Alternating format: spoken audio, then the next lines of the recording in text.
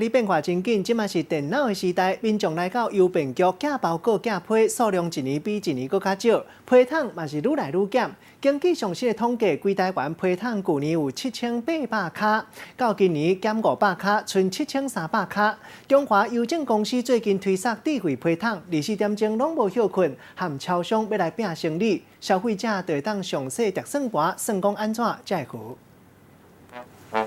拍开邮筒内底无几张批，数位化时代来啊，嘛，互邮局的业务袂当无来拼转型。根据统计，传统的邮件业务量每一年衰退3%到5%，嘛，互邮筒伫咧短一年内，全台湾的数量大大减少441座，取代的是智慧的物流，各大捷运车站四界会当看到爱邮箱，会当寄送包裹，到有批24点钟全年无休困，无受营业时间的限制，比邮局的店搁较济，搁提供伫咧网络买物件、取件的服务，价效嘛搁较俗。把这个交际的邮件或者是收取邮件呢，从家里或者邮局来变化到一个智慧的一个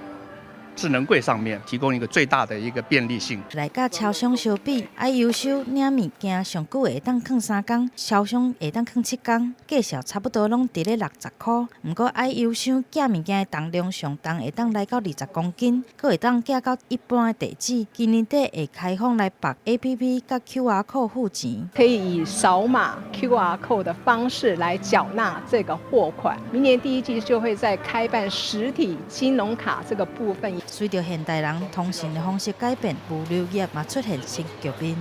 记者综合报道。